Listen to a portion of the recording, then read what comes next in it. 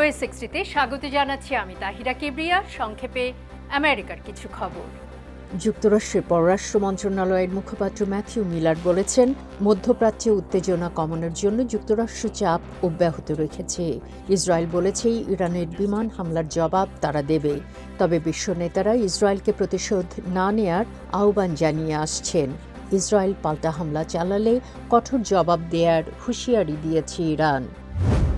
গ্যালাপের নতুন এক বিশ্লেষণে দেখা গেছে, যুক্তরাষ্ট্রের সরকার, বিচার বিভাগ ও সামরিক বাহিনীর প্রতি জনগণের আস্থা কমে গেছে।